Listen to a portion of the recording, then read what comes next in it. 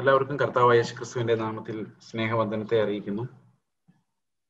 കഴിഞ്ഞ ബുധനാഴ്ച നമ്മൾ കണ്ടത് പിതാവും പുത്രനും എങ്ങനെയാണ് ഒരേ മഹത്വം പങ്കുവെക്കുന്നത് എന്നുള്ളതാണ്. യേശുക്രിസ്തുവിന്റെ വളരെ ദീർഘമായ ഒരു ഡിസ്കോഴ്സ്, ഒരധ്യായം മുഴുവൻ നമ്മൾ കേൾക്കുന്ന ഒരു പ്രസംഗമാണ്. യേശു ആരാണെന്നും യേശുവിന്റെ സാക്ഷ്യം എന്താണെന്നുമുള്ള ഇൻസൈറ്റുകളാണ് ഈ അധ്യായത്തിൽ നമുക്ക് കൂടുതലായിട്ടുള്ളത്. നമ്മുടെ രക്ഷയെ സംബന്ധിക്കുന്ന, ജീവനെ സംബന്ധിക്കുന്ന കുറച്ച് വെളിപ്പാടുകൾ കർത്താവ് നമ്മോട് പങ്കുവെക്കുന്നുണ്ട്. 24-ാം വാക്യം നമ്മൾ കഴിഞ്ഞ ആഴ്ച വായിച്ചു പോയതാണ്. 23-ാം വാക്യം ഇങ്ങനെയായിരുന്നു: പുത്രനെ ബഹുമാനിക്കാത്തവൻ അവനെ അയച്ച പിതാവിനെയും ബഹുമാനിക്കുന്നില്ല. ശരിക്കും പിതാവ് മാത്രമുള്ളവർ എന്ന് പറഞ്ഞൊരു ഗ്രൂപ്പ് ലോകത്തിൽ ഇല്ല എന്നർത്ഥം. നമ്മൾ വിചാരിക്കുന്ന പോലെ പിതാവ് മാത്രമുള്ള ഗ്രൂപ്പ്, പുത്രനില്ല, എന്നാൽ അവർ നമ്മുടെ ദൈവത്തെ അല്ലേ വിളിക്കുന്ന, അങ്ങനെ ഒരു ഗ്രൂപ്പ് ലോകത്തിലില്ല. പുത്രനെ അവർ ബഹുമാനിക്കുന്നില്ല എങ്കിൽ അവർ പിതാവിനെയും ബഹുമാനിക്കുന്നില്ല. പിതാവിനെ മാത്രമായി ബഹുമാനിക്കാൻ കഴിയില്ല. കാരണം അവിടെ പറഞ്ഞിരിക്കുന്നത്, എല്ലാവരും പിതാവിനെ ബഹുമാനിക്കുന്നത് പോലെ പുത്രനെയും ബഹുമാനിക്കേണ്ടതിന്, എല്ലാവരും പിതാവിനെ ബഹുമാനിക്കുന്ന പോലെ പുത്രനെ ബഹുമാനിക്കേണ്ടതിന് എന്നാണ്. അപ്പം മഹത്വത്തിന്റെ ഒരു പങ്കുവെക്കൽ അവിടെയുണ്ട്. മഹത്വത്തിന്റെ ഒരു പങ്കുവെക്കൽ, അതിൽ യാതൊരുവിധ വ്യത്യാസവും ഉണ്ടാകരുത് എന്ന് പിതാവിന്റെ ആഗ്രഹമാണ്. അപ്പൊ പിതാവിനെ മാത്രം വിളിക്കുന്നു എന്ന് പറഞ്ഞൊരു ഗ്രൂപ്പ് ഇല്ല, പിതാവിൻ്റെത് മാത്രം എന്നുള്ളൊരു ഗ്രൂപ്പ് ഇല്ല. കാരണം അവൻ ന്യായവിധിയും എല്ലാം ഏൽപ്പിച്ചിരിക്കുന്ന പുത്രനെയാണ്. അതുകൊണ്ട് തന്നെ ഇസ്രായേൽ മക്കളോ മുസ്ലിങ്ങളോ ആരെങ്കിലും നമ്മുടെ ദൈവത്തെയാണ് വിളിക്കുന്നതെന്ന് പറയാൻ കഴിയില്ല, അവർ പിതാവിനെ ബഹുമാനിക്കുന്നു എന്നും പറയാൻ കഴിയില്ല. കാരണം പുത്രൻ ഇല്ലാത്തവന് പിതാവുമില്ല എന്ന് ഈ വാക്യം വ്യക്തമായി നമ്മെ പഠിപ്പിക്കുന്നു. പുത്രനെ ബഹുമാനിക്കാത്തവൻ പിതാവിനെയും ബഹുമാനിക്കുന്നില്ല. ഓക്കെ, അപ്പോൾ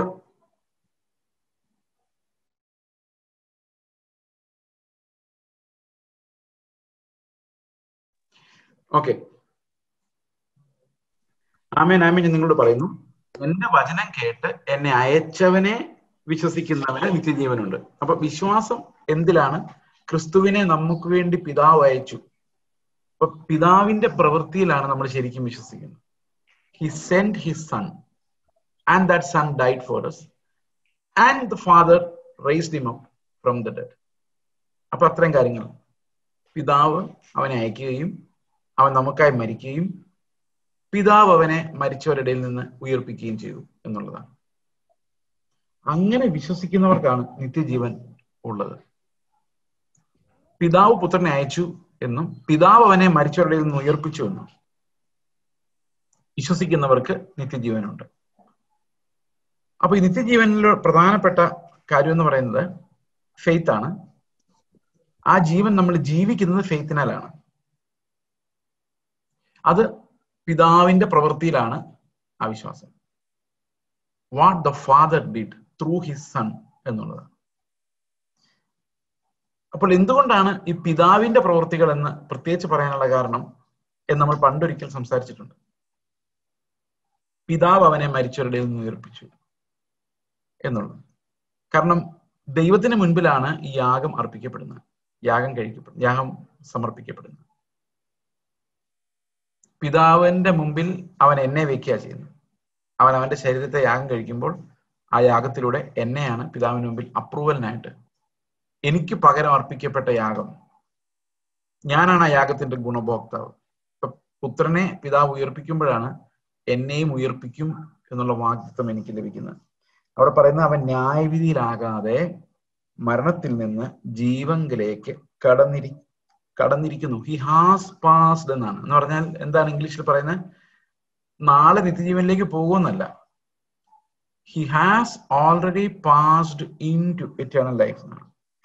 passed from death to life. അവൻ മരണത്തിൽ നിന്ന് ജീവങ്കിലേക്ക് കടന്നിരിക്കുന്നു. ജീവൻ നാളെ വരുമെന്നല്ല, നിത്യജീവൻ നാളെ വരുന്ന ഒരു കാര്യമല്ല. നിത്യജീവൻ എന്ന് പറയുന്നത് എപ്പോൾ വിശ്വസിക്കുന്നോ അപ്പോൾ മുതൽ നമ്മൾ അനുഭവിക്കുന്ന ഒരു കാര്യമാണ്. മരണത്തിന്റെ പ്രമാണത്തിൽ നിന്ന് നമ്മൾ സ്വാതന്ത്ര്യം പ്രാപിക്കുകയും ക്രിസ്തുവിന്റെ ജീവന്റെ പങ്കാളിത്തം നമ്മൾ അനുഭവിക്കുകയും ചെയ്യുന്ന ആ ഒരു പോയിന്റ് എന്ന് പറയുന്നത്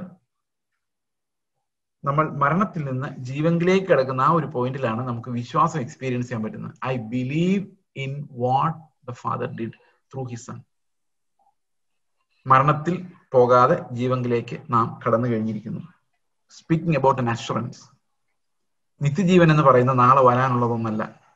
വിശ്വസിക്കുന്നത് ആരാണോ അവർ മരണത്തിൽ നിന്ന് ജീവനിലേക്ക് കടന്നു കഴിഞ്ഞിരിക്കുന്നു. നിങ്ങൾ വിശ്വസിക്കുന്നുണ്ടെങ്കിൽ നിങ്ങൾ തീർച്ചയായും മരണത്തിൽ നിന്ന് ജീവനിലേക്ക് കടന്നു കഴിഞ്ഞിരിക്കുന്നു എന്ന് നമുക്ക് മനസ്സിലാക്കാം. അപ്പോൾ ഇവിടെ ഒരു സംശയമില്ല, ആകുലതയില്ല. വിശ്വസിക്കുന്നുവെങ്കിൽ അപ്പൊ എന്ത് വിശ്വസിക്കണം എന്നുള്ളതാണ് അവിടുത്തെ പ്രധാന പ്രശ്നം. വിശ്വാസം എന്ന വാക്ക് വളരെ ദുർബലമാണ് ഇന്നത്തെ സാഹചര്യങ്ങളിൽ. അതുകൊണ്ട് വിശ്വാസം എന്ന വാക്ക് വളരെ ദുർബലമായതുകൊണ്ട് പലപ്പോഴും നമുക്ക് തോന്നാറുണ്ട് വിശ്വാസം മാത്രം കൊണ്ട് എങ്ങനെയാണ് എന്ന് നമുക്ക് പലപ്പോഴും തോന്നാറുണ്ട്. ഈ ഫെയ്ത്ത് എന്ന് പറയുന്ന അത്ര വലിയൊരു കാര്യമായിട്ട് നമ്മൾ ഹൈലൈറ്റ് ചെയ്യാറില്ല. എന്താണ് ഈ പിതാവിലുള്ള വിശ്വാസം നമ്മളെ ജീവനിലേക്ക് എങ്ങനെയാണ് കടത്തുന്നത്? പിതാവിലുള്ള വിശ്വാസം എന്ന് പറഞ്ഞാൽ ശരിക്കും പുത്രനിലുള്ള വിശ്വാസം കൂടിയാണ്. നമുക്ക് 1-2 വാക്യങ്ങൾ നമുക്ക് വായിക്കാം റോമാലേഖനത്തിൽ നിന്ന്. റോമാലേഖനം 4-ാം അധ്യായത്തിന്റെ അവസാനത്തെ വാക്യം നമുക്ക് നോക്കാം. 4-ാം അധ്യായത്തിന്റെ അവസാനത്തെ 2 വാക്യങ്ങൾ. നമ്മുടെ അതിക്രമങ്ങൾ നിമിത്തം മരണത്തിന് ഏൽപ്പിച്ചും നമ്മുടെ നീതീകരണത്തിനായി ഉയർപ്പിച്ചുമിരിക്കുന്ന നമ്മുടെ കർത്താവായ യേശുവിനെ മരിച്ചവരിൽ നിന്ന് ഉയർപ്പിച്ചവനിൽ വിശ്വസിക്കുന്ന. യേശുക്രിസ്തു പറഞ്ഞ പുത്രനെ അയച്ചവനിൽ വിശ്വസിക്കുന്ന എന്നാണ്. അതിന്റെ എക്സ്റ്റൻഷൻ ആണ്. അയച്ചു എന്നുള്ളത് മാത്രമല്ല, നമ്മുടെ കർത്താവായ യേശു ക്രിസ്തുവിനെ മരിച്ചവരിൽ നിന്ന് ഉയർപ്പിച്ചവനിൽ വിശ്വസിക്കുന്ന. ഇപ്പൊ ദൈവം ചെയ്ത 2 പ്രവൃത്തികളെ കുറിച്ച് നമ്മളിവിടെ കാണാം. ഒന്ന് പുത്രനെ അയച്ചു, മറ്റൊന്ന് പുത്രനെ ഉയർപ്പിച്ചു. പുത്രനെ മരണത്തിന് ഏൽപ്പിച്ചു, പുത്രനെ ഉയർപ്പിച്ചു. അപ്പൊ ഇതെല്ലാം ദൈവം നമ്മുടെ രക്ഷയ്ക്കായി ചെയ്ത കാര്യങ്ങളാണ്. 24-ാം വാക്യത്തിൽ പറയുന്നത് നമ്മുടെ അതിക്രമങ്ങൾ നിമിത്തം അവൻ മരണത്തിന് ഏൽപ്പിക്കപ്പെട്ടു. ഇപ്പൊ ക്രിസ്തുവിന്റെ മരണം നമ്മുടെ അതിക്രമങ്ങൾ കാരണമായിരുന്നു. നമ്മുടെ പാപങ്ങൾ അത്ര വലുതായതുകൊണ്ടായിരുന്നു അങ്ങനൊരു യാഗം വേണ്ടി വന്നത്. അതുകൊണ്ടാണ് കർത്താവ് കാൽവരി ക്രൂശിൽ മരിക്കുന്നത്. നമ്മുടെ അതിക്രമങ്ങൾ നിമിത്തമാണ് മരിച്ചത്. നമ്മുടെ നീതീകരണത്തിനായിട്ടാണ് അവൻ ഉയർത്തെഴുന്നേറ്റത്. അവൻ ഉയർത്തെഴുന്നേറ്റെന്നല്ല അവിടെ പറയുന്നത്, പിതാവ് അവനെ മരിച്ചവരുടെ നിന്ന് ഉയർപ്പിച്ചെന്നാണ്. പക്ഷെ നമുക്കറിയാം കർത്താവ് നമ്മള് 2-ാം അധ്യായം വായിച്ചപ്പോൾ കണ്ടതാണ്, നിങ്ങൾ ഈ മന്ദിരം പൊളിപ്പിൻ, ഞാൻ 3 ദിവസം കൊണ്ട് ഇതിനെ പണിയും എന്നൊക്കെ പറഞ്ഞു. അപ്പൊ കർത്താവ് തീർച്ചയായിട്ടും അവകാശപ്പെടുന്ന ഒരു കാര്യമാണ്, ഞാൻ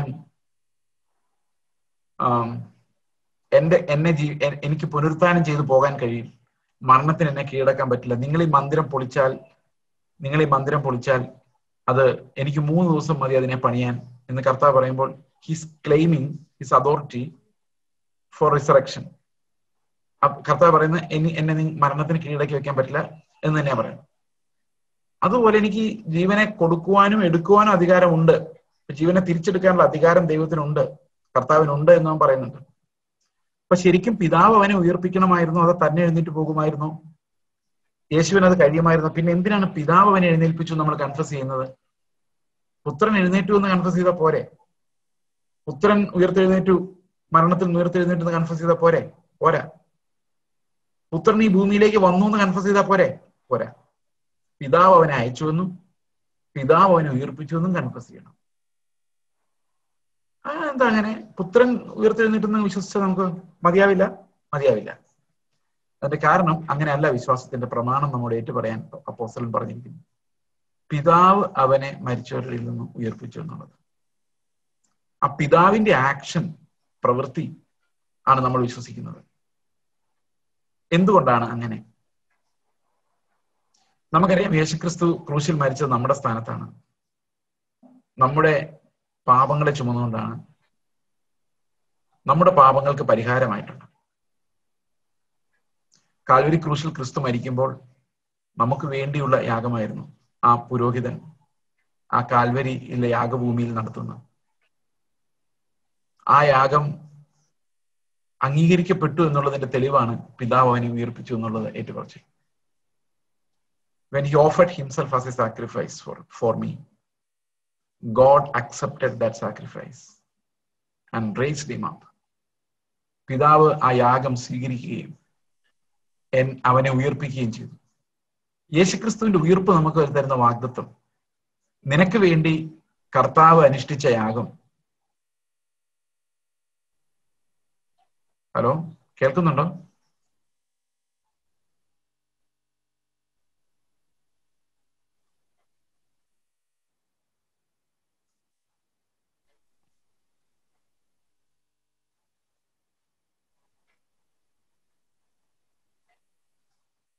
ഓക്കെ, നിനക്ക് വേണ്ടി കർത്താവ് അനുഷ്ഠിച്ച യാഗം അംഗീകരിക്കപ്പെട്ടിരിക്കുന്നു എന്നുള്ളതാണ്. പിതാവ് അത് അംഗീകരിച്ചിരിക്കുന്നു. ഓക്കെ, കേൾക്കുന്നുണ്ടല്ലോ അല്ലേ?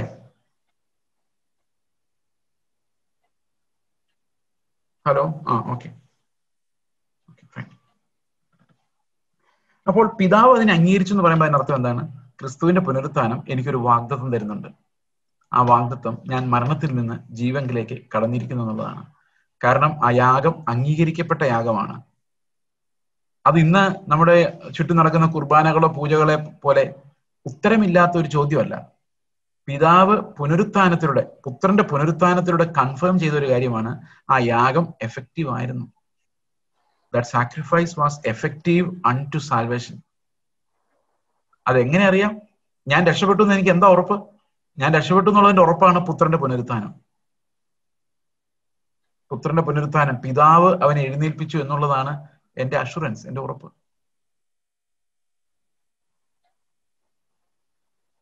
അപ്പോൾ പഴയ നിയമ കാലഘട്ടങ്ങളിൽ ഓരോ യാഗങ്ങളിൽ, ഏലിയാവിന്റെ ഒക്കെ യാഗത്തിൽ സ്വർഗത്തിൽ നിന്ന് അഗ്നി ഇറങ്ങി ആ യാഗം സ്വീകരിച്ചതുപോലെ, അപ്പൊ യാഗം സ്വീകരിച്ചു എന്നുള്ളതിന്റെ തെളിവാണ്. അതുപോലെ ദൈവത്തിന്റെ തേജസ് ഇറങ്ങി വന്ന യാഗത്തെ സ്വീകരിച്ചതുപോലെ എനിക്ക് വേണ്ടി കർത്താവ് യാഗം അർപ്പിച്ചപ്പോൾ അത് ഉയരത്തിൽ നിന്ന് സ്വീകരിക്കപ്പെട്ടു എന്നുള്ളതിന്റെ അടയാളമാണ് യാഗമൃഗമായ തന്റെ ശരീരത്തെ അർപ്പിച്ച കർത്താവ് പുനരുത്ഥാനം ചെയ്തു എന്നുള്ളത്.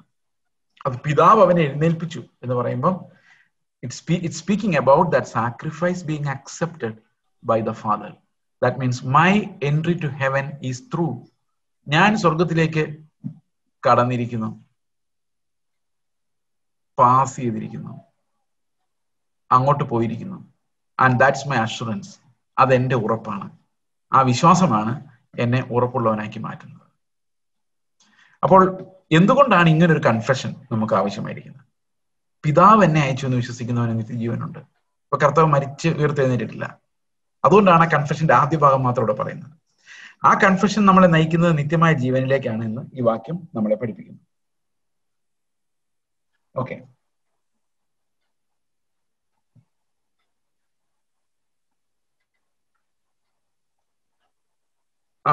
ആമേൻ ആമേൻ ഞാൻ നിങ്ങളോട് പറയുന്നു. അത് എക്സ്പ്ലനേഷൻ ആണ്. മരിച്ചവർ ദൈവപുത്രന്റെ ശബ്ദം കേൾക്കുകയും കേൾക്കുന്നവർ ജീവിക്കുകയും ചെയ്യുന്ന നാഴിക വരുന്നു, ഇപ്പോൾ വന്നുമിരിക്കുന്നു. അപ്പോൾ ജീവൻ പ്രാപിച്ചിട്ടുള്ള ആൾക്കാർക്ക് എന്തറിയാം? ദൈവത്തിന്റെ ശബ്ദം അവർക്ക് കേൾക്കാൻ പറ്റും. അപ്പോൾ പുത്രന്റെ ശബ്ദം കേൾക്കുമ്പോൾ, കാരണം പുത്രൻ മരിച്ചവനായിരുന്നു ഒരിക്കൽ, അല്ലെ? പുത്രൻ മരിച്ചവനായിരുന്നു. ഇപ്പൊ ഈ പറയുമ്പോഴല്ല, ഈ മരിച്ചവരുടെ പുനരുത്ഥാനം നടക്കുന്ന സമയം മേ ബി നാളെയാന്ന് വിചാരിച്ചോ. ഇപ്പൊ മരിച്ചവർ ദൈവപുത്രന്റെ ശബ്ദം കേൾക്കുക. ഇപ്പൊ ദൈവപുത്രൻ ആരാ? മരിച്ചവനായിരുന്നു, പുനരുത്ഥാനം ചെയ്തവനാ. ആ ശബ്ദം കേൾക്കുമ്പോൾ മരിച്ച സകലരും പുനരുത്ഥാനം പ്രാപിക്കും. കേൾക്കുന്നവർ ജീവിക്കുകയും ചെയ്യുന്ന നാൾ വരുന്നു. അപ്പോൾ ഇത് രണ്ടർത്ഥത്തിൽ ഈ കേൾക്കുന്നവർ എന്നുള്ള വാക്ക് ഉപയോഗിക്കാം. കേൾക്കുന്നവർ എന്നുള്ളത് ഒരു സബ്സെറ്റ്, ആ മെയിൻ സെറ്റിന് ഒരു സബ്സെറ്റ് ആയിട്ട് ചിലപ്പോൾ ആളുകൾ വ്യാഖ്യാനിക്കാറുണ്ട്. എന്ന് പറഞ്ഞാൽ ദൈവപുത്രൻ, മരിച്ചവർ ദൈവത്തിന്റെ ശബ്ദം കേൾക്കുകയും കേൾക്കുന്നവർ ജീവിക്കുകയും. അപ്പൊ കേൾക്കാത്തവർ അതിനിടയിൽ ഉണ്ടോ എന്നുള്ള ഒരു ചോദ്യം ചിലർ ചോദിക്കാറുണ്ട്. ശരിക്കും പറഞ്ഞാൽ അവിടെ രണ്ട് തരത്തിൽ അത് വ്യാഖ്യാനിക്കാവുന്ന രീതിയിലാണ് ആ വാക്യം മുമ്പോട്ട് പോകുന്നത്. കേൾക്കുന്നവർ ജീവിക്കുകയും ചെയ്യുന്ന നാഴിക വരുന്നു. അപ്പൊ ജീവിക്കുക എന്നുള്ള വാക്ക് ഉദ്ദേശിക്കുന്നത് ജീവൻ പ്രാപിക്കുക, ക്രിസ്തുവിന്റെ ജീവനുള്ളവരായിരിക്കുക, ആ ജീവൻ പ്രാപിക്കുക. അവർക്ക് മാത്രമേ ഇടയന്റെ ശബ്ദം കേൾക്കാൻ പറ്റുള്ളൂ എന്ന് നമുക്ക് വേണമെങ്കിൽ ചിന്തിക്കാം. കാരണം എന്റെ ആടുകൾ എന്റെ ശബ്ദം കേൾക്കുന്നു. മരിച്ച ആടുകൾ മരിച്ചവർ അവന്റെ ശബ്ദം കേൾക്കുകയും കേൾക്കുന്നവർ ദൈവത്തിന്റെ ശബ്ദം കേൾക്കുന്നവർ ജീവിക്കുകയും ചെയ്യുന്ന നാഴിക വരുന്നു എന്ന് ഇവിടെ പറയുന്നു. എന്നാൽ 28-ാം വാക്യത്തിലേക്ക് വരുമ്പോഴേക്കും ഇതിങ്കൽ നിങ്ങൾ ആശ്ചര്യപ്പെടരുതെന്ന് പറഞ്ഞുകൊണ്ട് ഇത്തിരിയുടെ ഉയർന്ന ഒരു കാര്യം പറയുന്നുണ്ട്. അവിടെ പറയുന്നത് കല്ലറകളിലുള്ളവരെല്ലാവരും അവന്റെ ശബ്ദം കേട്ടു. അപ്പൊ ഈ രണ്ട് കേൾക്കലിനെ കുറിച്ചുള്ള ഡിഫറൻസ് എന്താണ്? കല്ലറകളിലുള്ള എല്ലാവരും അവന്റെ ശബ്ദം കേൾക്കുന്ന ജീവൻ പ്രാപിക്കാൻ വേണ്ടിയല്ല, അത് ന്യായവിധിയുടെ ശബ്ദമാണ്. ആദ്യം പറയുന്ന ഇടയന്റെ ശബ്ദം ആടുകൾ കേൾക്കുന്ന കാര്യമാണ്. അത് കേൾക്കുന്നവരെല്ലാം ജീവൻ പ്രാപിക്കുകയാണ് ചെയ്യുന്നത്. എന്നാൽ അത് ആശ്ചര്യപ്പെടരുത്, ഒരു കാര്യവും കൂടെ ഞാൻ പറയുകയാണ്. ലോകത്തിലുള്ള സകലരും, മരിച്ചവരും കല്ലറകളിലുള്ളവർ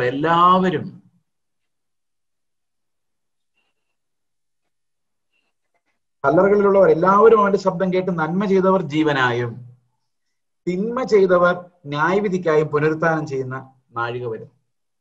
അപ്പൊ ഇവിടെ പിന്നെയും നന്മയും തിന്മയും എന്നുള്ളൊരു കോൺട്രാസ്റ്റിലേക്ക് വരികയാണ്. നന്മ ചെയ്യുന്നവർ ജീവൻ പ്രാപിക്കുമെന്നും തിന്മ ചെയ്യുന്നവർ ന്യായവിധിക്കായിട്ട് പോകുമെന്നുമാണ് ഈ വാക്യം നമ്മെ പഠിപ്പിക്കുന്നത്. ഇതിനിടയിലുള്ള വാക്യങ്ങൾ കൂടെ നമുക്ക് വായിച്ചിട്ട് അങ്ങോട്ട് വരാം. ആമേൻ ആമേൻ ഞാൻ നിങ്ങളോട് പറയുന്നു,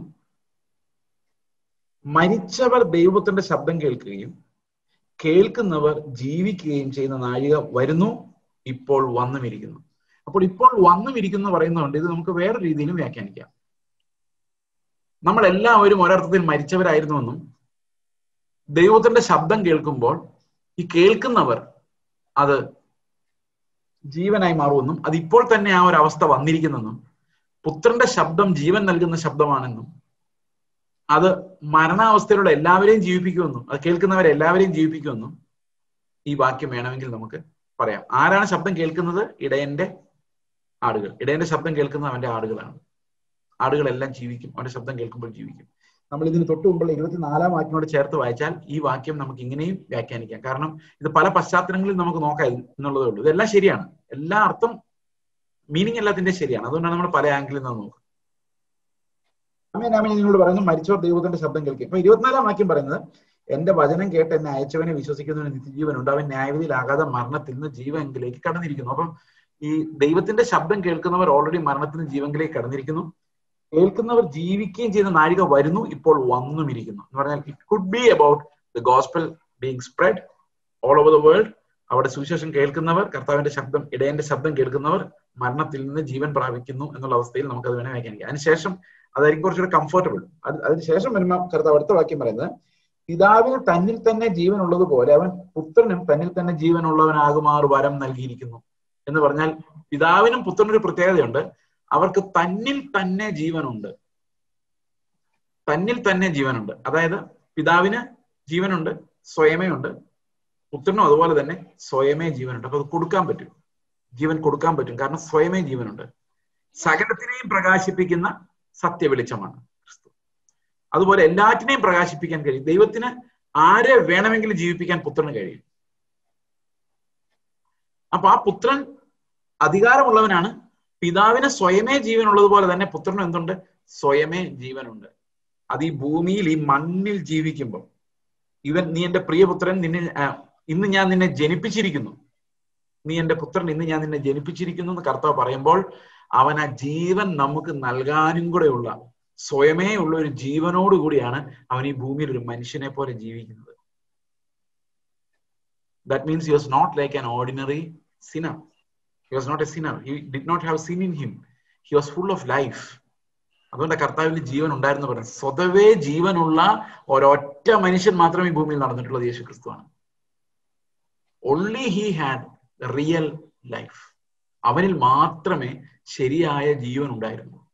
No one else. Never ever. മറ്റുള്ളവർക്ക് ജീവൻ കൊടുക്കാൻ പറ്റുന്ന ശബ്ദം ദൈവം തന്നെ ഇറങ്ങി വന്ന് മറ്റുള്ളവർക്ക് അവന്റെ ജീവനെ പകരാൻ തക്കവണ്ണം സ്വയമേ ജീവനുള്ളതായി യേശുക്രിസ്തു മാത്രമേ ഈ ഭൂമിയിൽ നടന്നിട്ടുള്ളൂ. പിതാവ് അവന് വരം നൽകിയത് എങ്ങനെയാണ്? To give life, to have real life and to impart that life.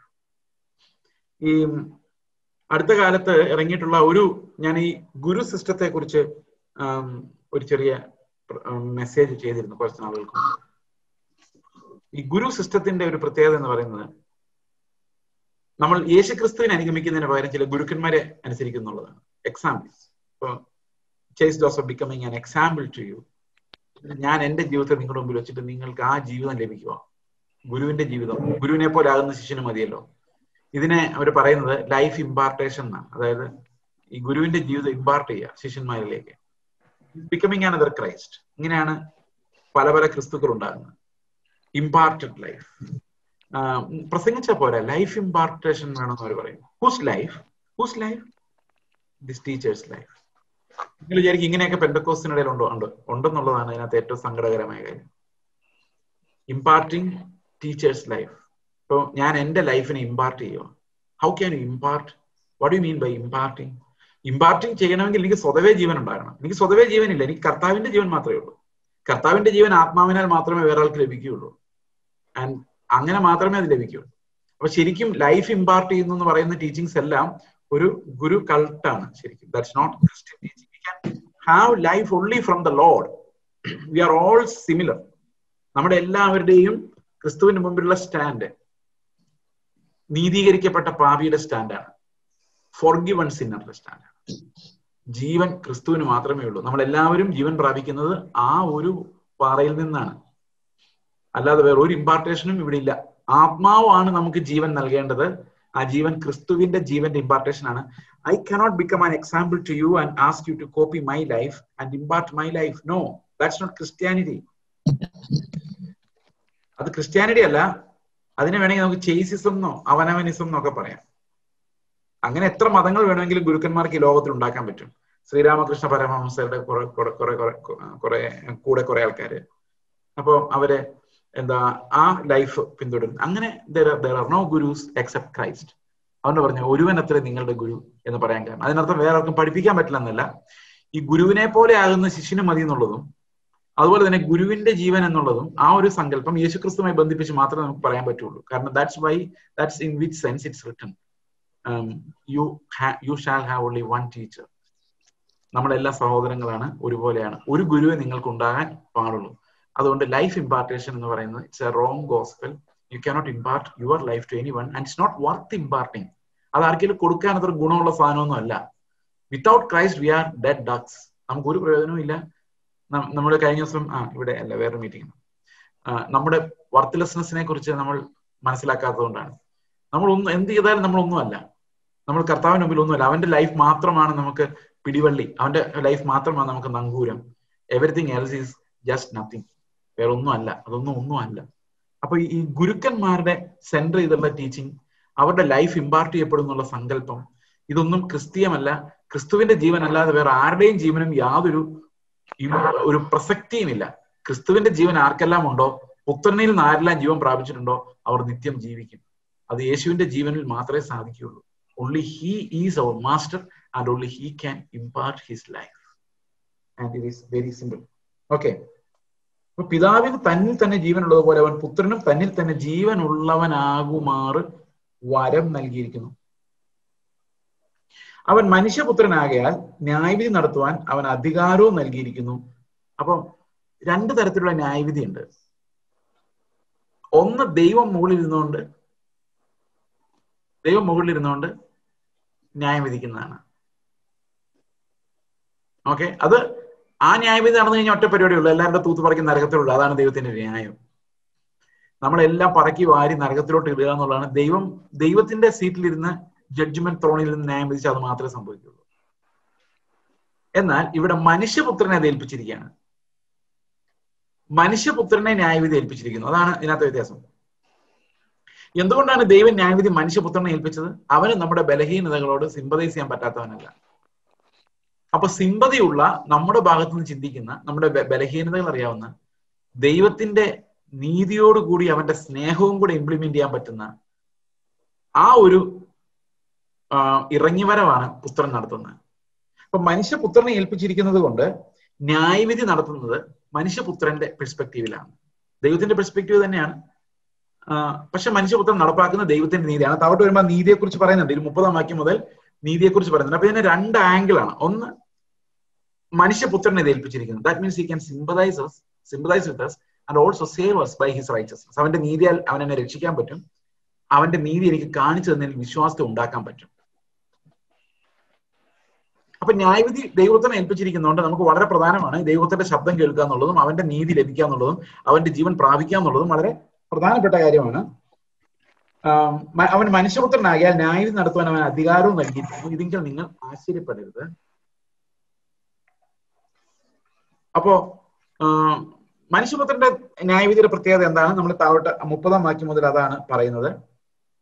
നമ്മൾ ആരും ഒരു കേസിന്മേലും, ലോകത്തുള്ള ഒരു കേസിന്മേലും നമുക്ക് ന്യായവിധി നടത്താനുള്ള അധികാരമില്ല. ഇത് ശരി, ഇത് തെറ്റെന്ന് വിധിക്കാൻ നമുക്ക് റൈറ്റ് ഇല്ല. We don't know. ദൈവത്തിന്റെ നീതിയാണ് നീതി.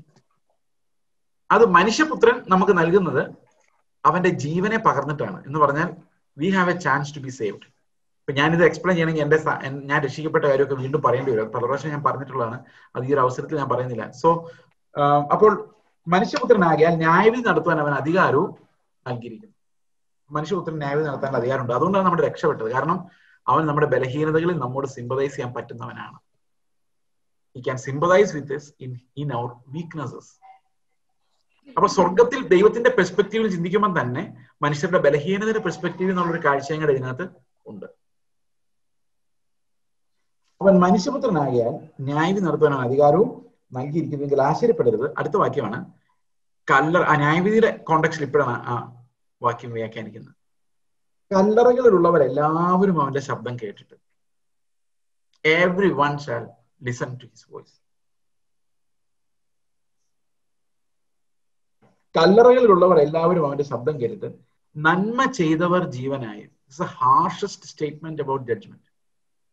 ബൈബിളിലുള്ള ഏറ്റവും കട്ടിയായ ജഡ്ജ്മെന്റിനെ കുറിച്ചുള്ള ഏറ്റവും കട്ടിയായ വാക്യം എന്ന് പറയുന്ന ഒരുപക്ഷെ ഇതാണ്. നന്മ ചെയ്തവർ ജീവനായും തിന്മ ചെയ്തവർ ന്യായവിധിക്കായും പുനരുത്ഥാനം ചെയ്യാനുള്ള നാഴിക വരുന്നു. അപ്പൊ ഇത് it's about universal resurrection and salvation and condemnation. മരിച്ച കല്ലറയിലുള്ള എല്ലാവരും അവന്റെ ശബ്ദം കേൾക്കുകയും ചിലർ ജീവൻ പ്രാപിക്കുകയും മറ്റുള്ളവർ ന്യായവിധിക്കായും. ദൈവത്തിന്റെ ന്യായവിധി എങ്ങനെയാന്ന് ഞാൻ നേരത്തെ പറഞ്ഞ്, മനുഷ്യരെ ഏൽപ്പിക്കാതെ ന്യായവിധി, അല്ല മനുഷ്യപുത്രനെ ഏൽപ്പിക്കാതെ ദൈവം സ്വർഗത്തിൽ നിന്ന് ന്യായം വിധിച്ചാൽ എല്ലാവരും നരകത്തിലോട്ട് പോകും. ഇപ്പൊ ന്യായവിധി എന്ന് പറയുന്നത്, ദൈവത്തിന്റെ ന്യായവിധി എന്ന് പറയുന്നത് നമ്മൾ എല്ലാവരും നരകത്തിൽ വീഴുക എന്നുള്ളതാണ്. അപ്പോൾ നന്മ ചെയ്തവർ ജീവനായും, അവർക്ക് മാത്രമേ ജീവനുള്ളൂ. നന്മ ചെയ്യുന്നവർക്ക് മാത്രമേ എന്തുള്ളൂ? ജീവനുള്ളൂ. നന്മ ചെയ്യുന്നവർ ജീവനായും തിന്മ ചെയ്യുന്നവർ ന്യായവിധിക്കായും പുനരുത്ഥാനം ചെയ്യുന്ന നാഴിക വരുന്നു. ഓക്കെ, ഇനി അടുത്തത് ഈ നന്മ എന്താന്നുള്ളതാണ്. എന്ത് നന്മ ചെയ്തത്? ഞാൻ ഹാർഷസ്റ്റ് സ്റ്റേറ്റ്മെന്റ് എന്ന് ഞാൻ പറയാൻ കാരണം ഈ നന്മ നിർവചിക്കുന്ന കാര്യത്തിലാണ്. എന്ത് നന്മ ചെയ്താണ് നമ്മൾ സ്വർഗത്തിൽ പോകാൻ പോകുന്നത്? അത് എങ്ങനെ നമുക്ക് നന്മ ചെയ്ത് സ്വർഗത്തിൽ പോകാൻ പറ്റുമോ? If yes, how? What righteousness?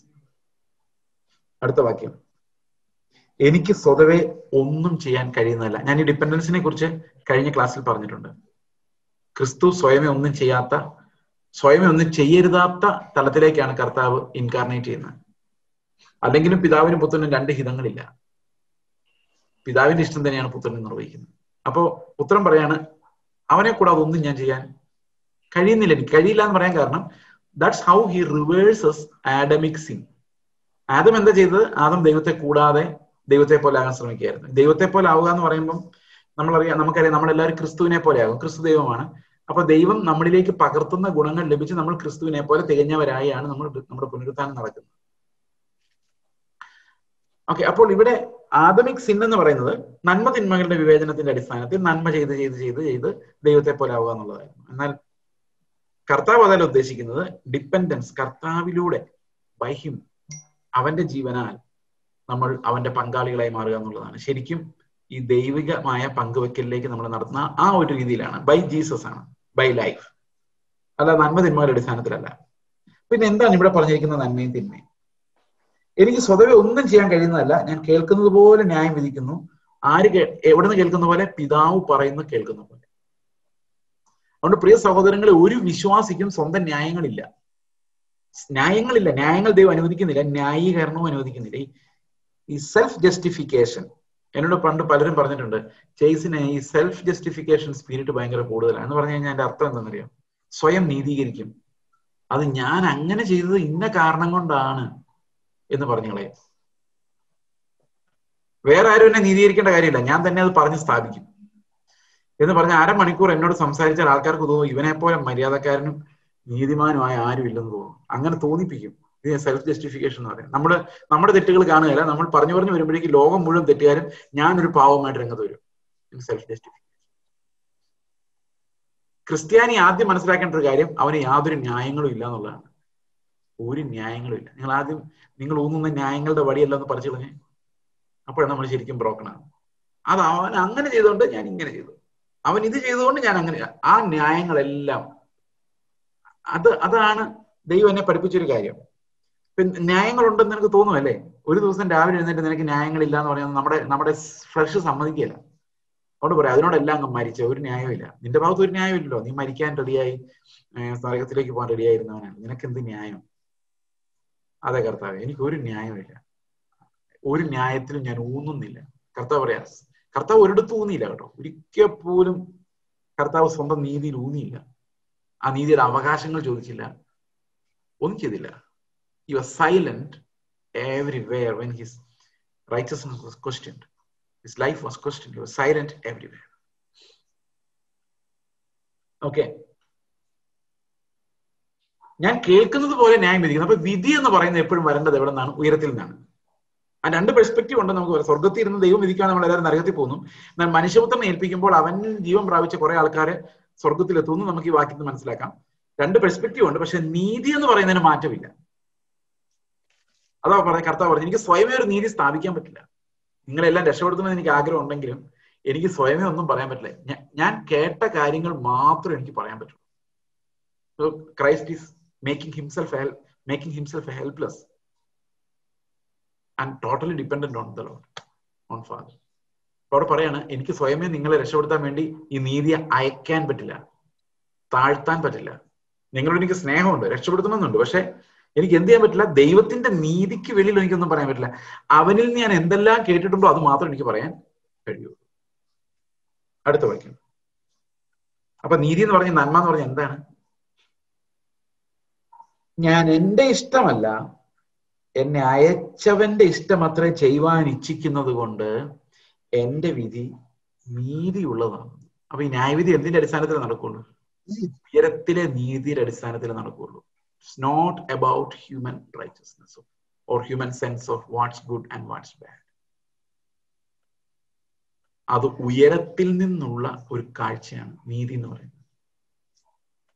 പിതാവ് എന്താണ് പറഞ്ഞിരിക്കുന്നത് ആ നീതിയെ നമുക്ക് മാറ്റാൻ സാധിക്കില്ല. അത് എപ്പോഴും അങ്ങനെ തന്നെ ആയിരിക്കും.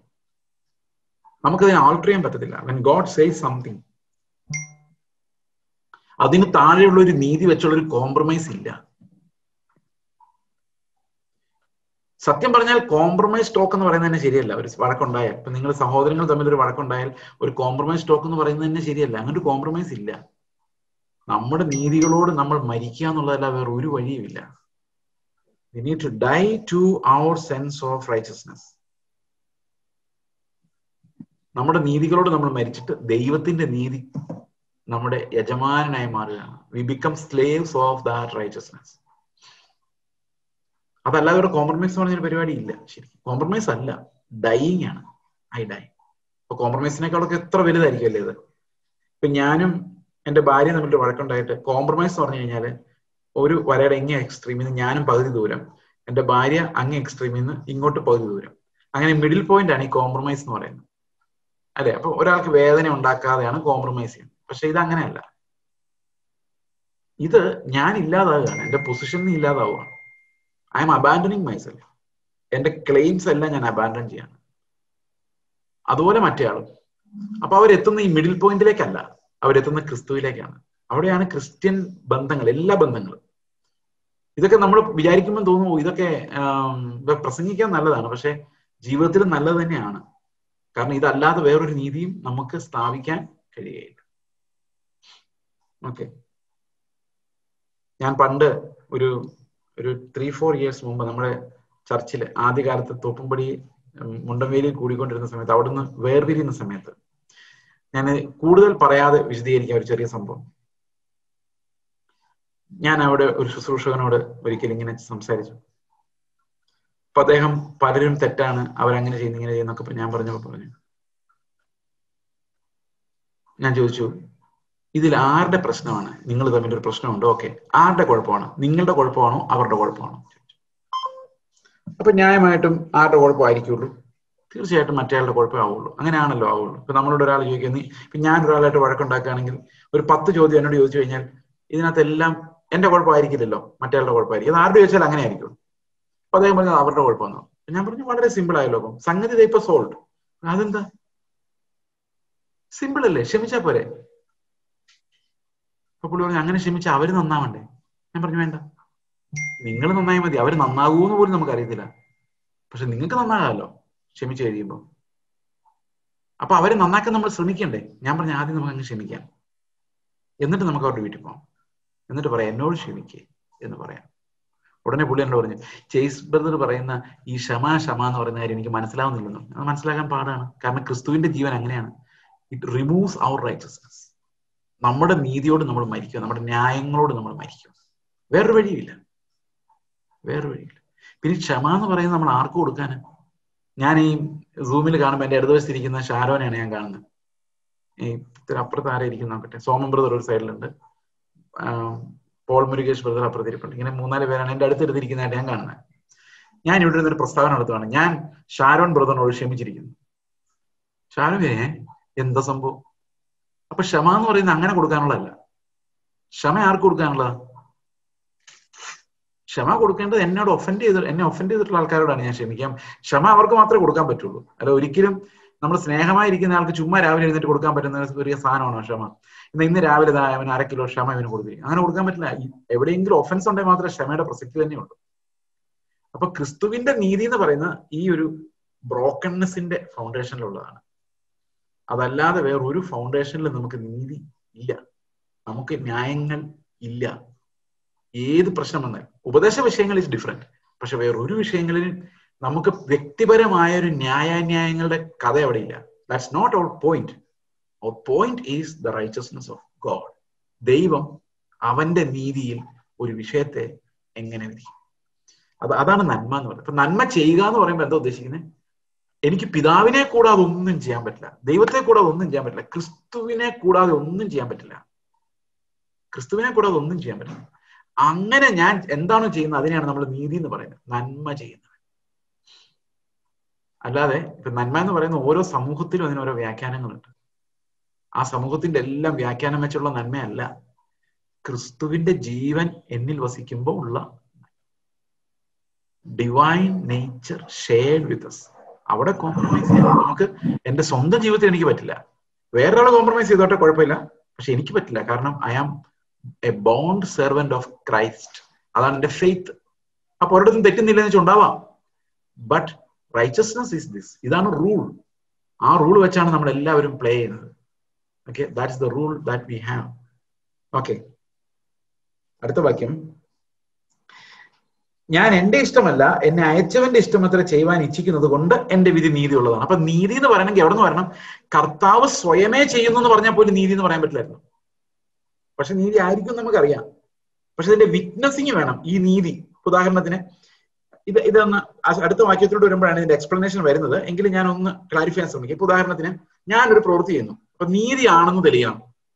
ഓക്കെ, അതിനൊരു സാക്ഷി വേണം, ഇത് നീതിയാണ്. ഇപ്പൊ ഒരു അഡ്വക്കേറ്റ് വന്നിട്ട് പറയുവാണ്, ചേസ് പറഞ്ഞത് ഇന്ന നിയമങ്ങൾ അനുസരിച്ച് ഇതാണ് നീതി, അല്ലെ?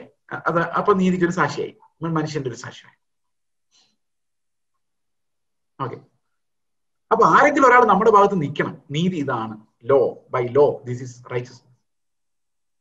പക്ഷെ കർത്താവ് അങ്ങനെ ഒരു നീതി അല്ല ഇവിടെ നോക്കുന്നത്. ഇവിടെ നോക്കുന്നത് എന്നെ അയച്ചവന്റെ ഇഷ്ടം ഞാൻ ചെയ്യുന്നത് കൊണ്ടാണ് എനിക്ക് എന്തുള്ളത്? നീതി ഉള്ളത്. അപ്പം കർത്താവ് ഈ നീതിയാണോ അല്ലയോ എന്ന് പരിശോധിക്കുന്ന അയച്ചവന്റെ ഇഷ്ടം എന്നുള്ള ക്രൈറ്റീരിയൻ വെച്ചാണ്. അപ്പൊ അവിടെ സാക്ഷി ആരാണ്? അയച്ചവനായിരിക്കണം സാക്ഷി. ഇതാണ് എന്റെ സാക്ഷി, ഇവൻ എന്റെ പ്രിയപുത്രൻ, ഇവനിൽ ഞാൻ പ്രസാദിച്ചിരിക്കുന്നു, ഇവന് ചെവി കൊടുപ്പിൻ എന്ന് പറഞ്ഞ അർത്ഥം God is pleased with what Christ is doing and that is his righteousness. അതാണ് നീതി. അപ്പൊ സാക്ഷ്യം പറയാൻ നീതിയുടെ സാക്ഷ്യം, ഈ പറയുന്നതാണ് ശരി എന്ന് സാക്ഷ്യം വേണം. അതാര് പറയണം നമ്മളോട്? ഈ ലോകത്തിന്റെ നിയമങ്ങൾ പറഞ്ഞാൽ പോരാ, കോടതി പറഞ്ഞാൽ പോരാ, നമ്മുടെ ഒരു മധ്യസ്ഥൻ പറഞ്ഞാൽ പോരാ, ക്രിസ്തു പറയണം. കാരണം അവന്റെ സാക്ഷ്യം നമുക്ക് സത്യമാണ്, വേറെ ഒന്നും ന്യായമല്ല. അതാണ് ഇവിടുത്തെ കാര്യം. അത് തന്നെ കർത്താവ് പറയുന്നത്, ഞാൻ എന്നെ കുറിച്ച് തന്നെ സാക്ഷ്യം പറഞ്ഞാൽ എന്റെ സാക്ഷ്യം സത്യമല്ല. കണ്ടോ, ആ ഡിപ്പെൻഡൻസ് ആണ്. ചെയ്സ് നീതിമാനാണെന്ന് ചെയ്സ് പറഞ്ഞുകൊണ്ടിരുന്നാൽ ആ സാക്ഷ്യം സത്യമല്ല.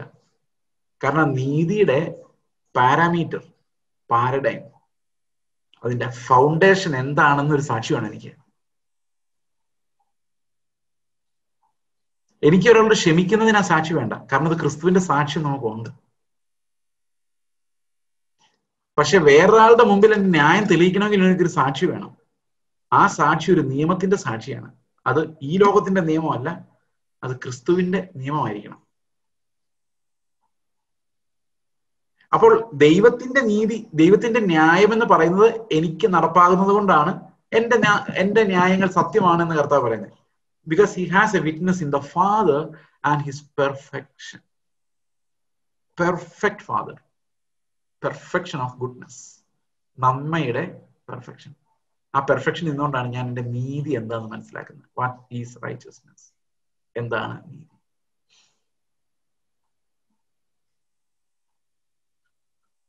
ഞാൻ എന്നെ കുറിച്ച് തന്നെ സാക്ഷ്യം പറഞ്ഞാൽ എന്റെ സാക്ഷ്യം സത്യമല്ല. ജസ്റ്റിഫിക്കേഷൻ.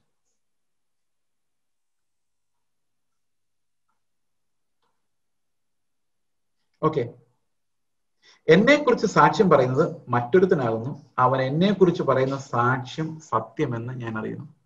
അപ്പൊ പുത്രനെ കുറിച്ച് ഒരു സാക്ഷ്യമുണ്ട്, അവന്റെ നീതിയെ കുറിച്ചാണ് ആ സാക്ഷ്യം. What the son tells you is binding എന്ന് സാക്ഷ്യം പറയുന്നത്. ഓക്കെ, നിങ്ങൾ ഓക്കെ, അവൻ എന്നെ കുറിച്ച് പറയുന്ന സാക്ഷ്യം സത്യമെന്ന് ഞാൻ അറിയുന്നു. നിങ്ങൾ യോഹന്നാന്റെ അടുക്കൽ ആളയച്ചു, അവൻ സത്യത്തിന് സാക്ഷ്യം പറഞ്ഞിരിക്കുന്നു. അപ്പോ ഒരു മാനുഷികമായ ഒരു സാക്ഷി കർത്താവിനുണ്ടായിരുന്നു. പക്ഷെ ഒരു പ്രോബ്ലം ഉണ്ട്. യോഹന്നാന് യേശുക്രിസ്തുവിന്റെ നീതിയെക്കുറിച്ച് സാക്ഷ്യം പറയാൻ പറ്റിയില്ല. കാരണം യേശുക്രിസ്തു ദൈവത്തിൽ നിന്ന് വന്നവൻ മാത്രമേ യോഹന്നാന് സാക്ഷിക്കാൻ പറ്റുള്ളൂ. Witnessing is limited. അപ്പോ യോഹന്നാൻ ഒരു വിറ്റ്നസ് ആണെന്ന് അവിടെ പൂർണ്ണമായിട്ടും പറയാൻ പറ്റില്ല. കാരണം ക്രിസ്തു പറഞ്ഞിരിക്കുന്ന മുഴുവൻ പിതാവിൽ നിന്ന് കേട്ട കാര്യങ്ങളാണ്. അപ്പൊ യോഹന്നാൻ ഇത് പിതാവിൽ നിന്ന് കേട്ട കാര്യം തന്നെയാണെന്ന് പറയണമെങ്കിൽ യോഹന്നാൻ ഇത് കേൾക്കണ്ടേ?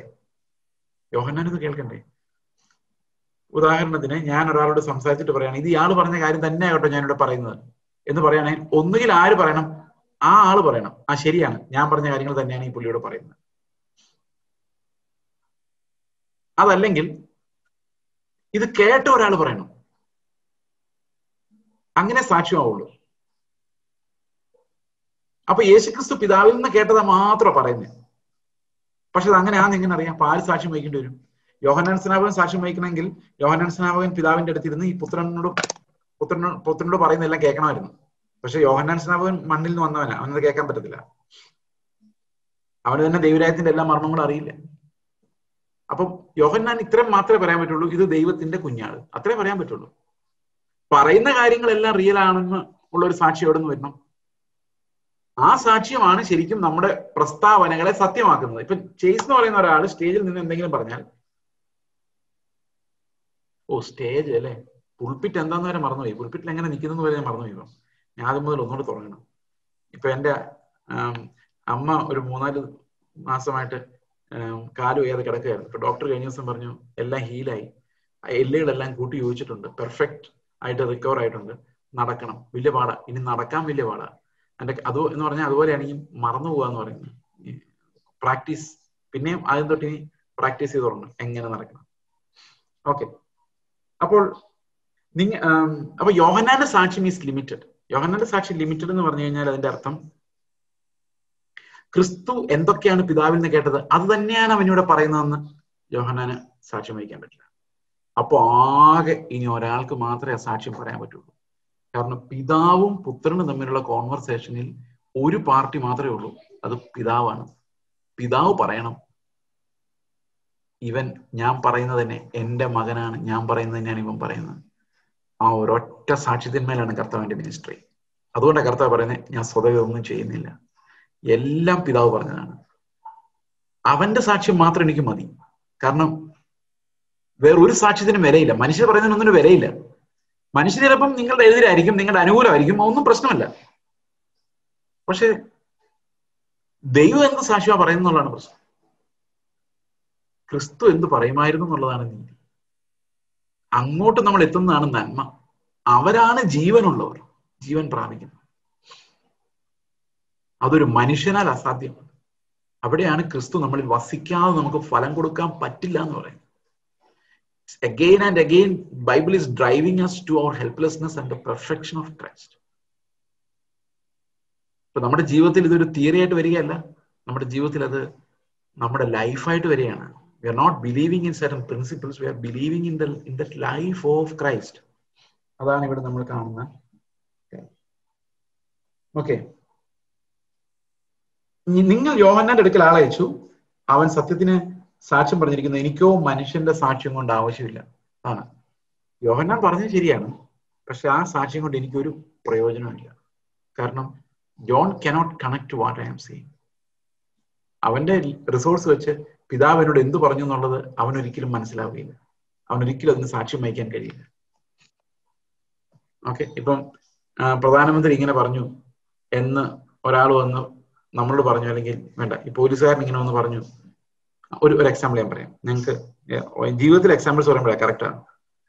ഞങ്ങൾക്ക് ആന്ധ്രയിൽ ഓങ്കോളിൽ വെച്ച് പോലീസ് സ്റ്റേഷനിൽ ഒരു സമൻസ് വന്നു. പോലീസ് സ്റ്റേഷനിലേക്ക് ചെല്ലാൻ പറഞ്ഞു. ഒരു രാത്രി ഒരു 7 മണി 8 മണിയാണ്. അപ്പോ ഇതെന്തിനാ ചെല്ലേണ്ടതെന്ന് വെച്ച് കഴിഞ്ഞാൽ ഞങ്ങൾക്ക് ഇതിലൊരു കേസുണ്ട്, ഒരു കൊച്ചിനെ തട്ടിക്കൊണ്ടുപോയി എന്നുള്ള കേസാണ്. ഇതൊക്കെ വരും, അതൊക്കെ വരണം. ശരിക്കും നമ്മളൊന്നും ചെയ്യാത്തതുകൊണ്ടാണ് പ്രശ്നങ്ങളൊന്നും ഇല്ലാത്തത്. എന്തെങ്കിലും ചെയ്താൽ എന്തെങ്കിലും പ്രശ്നങ്ങൾ ഉണ്ടാവും. അപ്പൊ ഈ പോലീസുകാരൻ ഞങ്ങളെ വിളിക്കാൻ വന്നവൻ നല്ല ഫിറ്റായിരുന്നു, കള്ളു കുടിച്ച് ആടിയാടിയാ വരും. നിങ്ങൾ പോലീസ് സ്റ്റേഷനിലേക്ക് വരണമെന്ന് പറയാൻ വേണ്ടി വരും. അപ്പോ ഞങ്ങൾക്കെതിരെ കേസ് കൊടുത്തവര് നല്ലപോലെ കള്ളും വാങ്ങിച്ചു കൊടുത്തിട്ടാണ് വിട്ടത്. അപ്പൊ ഇവൻ ഞങ്ങളെ വിളിക്കുന്ന പോലീസ് സ്റ്റേഷനിലോട്ട് രാത്രി വിളിച്ചിറക്കൊണ്ട് പോകുന്ന പോലീസ് സ്റ്റേഷനിലേക്ക് തന്നെയാണോ അറിയണമല്ലോ.